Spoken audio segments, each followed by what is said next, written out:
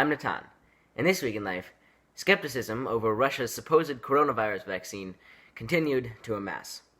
This comes after a statement made last week by Vladimir Putin that Russian scientists had approved a COVID vaccine, which Putin is calling Sputnik 5, an obvious homage to Sputnik 1, the first man-made satellite to be successfully launched into space by the Soviet Russians in 1957.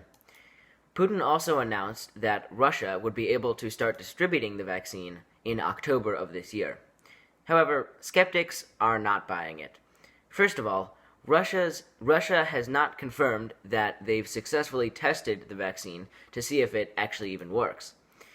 Second, Russia is hardly the first nation to develop a COVID vaccine, with 160 vaccines being developed worldwide.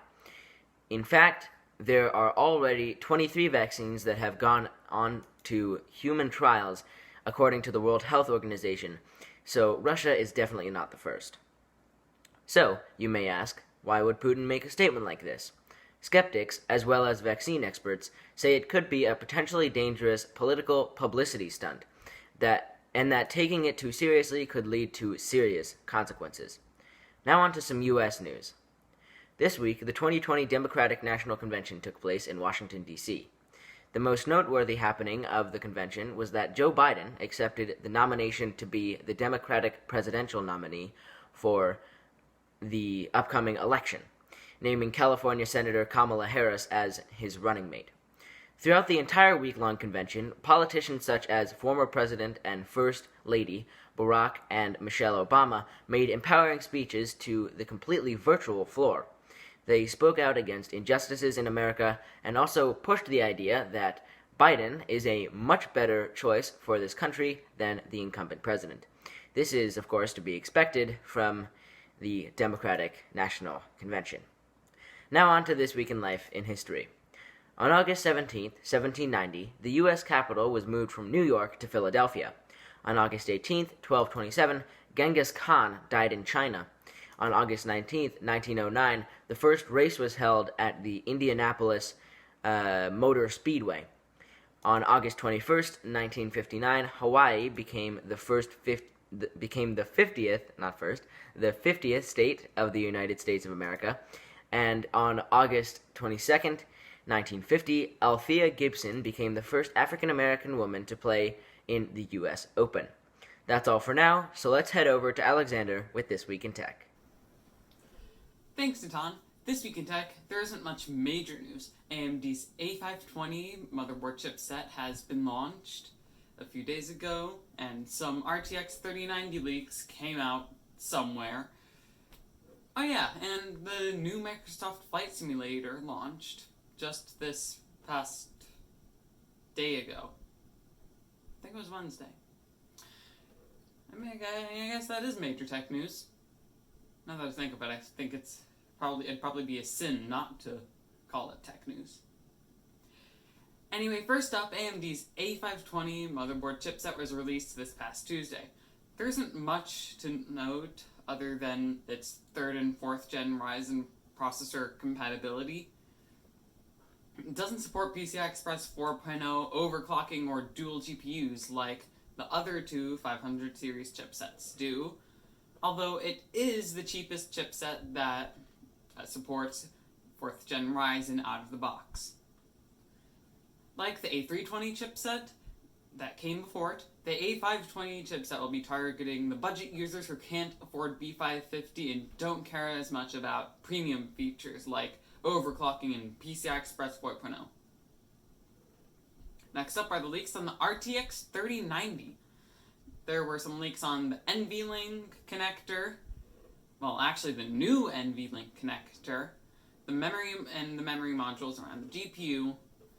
And there are also some leaks on the 3090 being priced around the $2,000 mark and taking up to 3 PCI Express slots.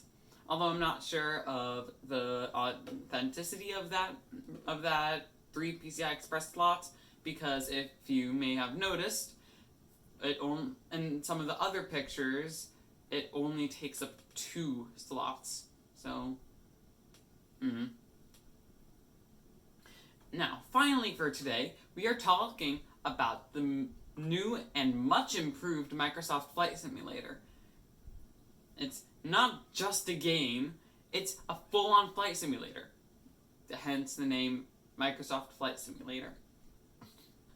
It has petabytes of data stored on their servers that stores all of the landscaping and trees and everything on the surface of Earth. It uses real-time air traffic control data that simulates all planes in flight at the moment. Maybe a minute or two off, but for the most part, it's pretty accurate. Unfortunately, as expected, Microsoft Flight Simulator takes hours to download all of its 100 gigabytes of simulator. And on top of that, it is a power-hungry beast. If you want a smooth 60 FPS, 1080p on medium settings, you will need something around the RTX 2080 Ti or better. Although for the most part, you don't need a buttery smooth 60 FPS to play the game well. It's not like it's a competitive shooter. Things like the GTX 1650 Super will be able to get 30 FPS, and that's a perfectly playable frame rate for most people. For basically everyone. It'll still allow you to see all the beautiful sights and skies of Microsoft Flight Simulator. Anyway, that's all for today. Stay safe, stay awesome, and as always, stay at home. Wait, that's not right.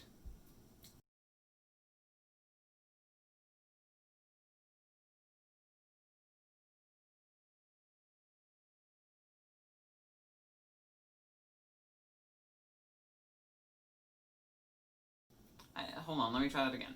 Stay safe, stay awesome, and as always, stay smart. Over to Noah with This Week in Sports. Well, in This Week in Sports, this is the part showing bringing you what sports have to offer throughout the course of this week. Right, let's get into it. Our first story of the day comes from the Champions League, where Bayern Munich have officially been crowned champions of Europe. They did this by beating PSG 1-0 with a goal from Alphonso Davies in the 59th minute. Congratulations, Bayern Munich. Our next story comes from the NFL, where during training camp, former Ravens safety Earl Thomas punched current Ravens safety Chuck Clark. This ended up in Earl Thomas getting his contract terminated. Finally, the NBA draft lottery happened, and the Minnesota Timberwolves had the first overall pick. We'll see who they pick when the time comes around. Now into This Week in Media. This Week in Media, the RNC is kicking off with speakers like President Trump and Vice President Pence, as well as Melania Trump and Karen Pence, and almost all of Trump's children and their spouses and partners. The RNC is facing backlash for this. Many of the speakers are related to President Trump. Whether this will help or hurt the president's campaign, we'll see after the convention.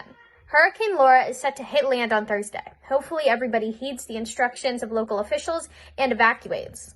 Finally, Louis DeJoy, the Postmaster General, faced questioning this past week in Congress. After an absolute grilling by California Representative Katie Porter, he admitted that he does not know the cost of mailing a postcard.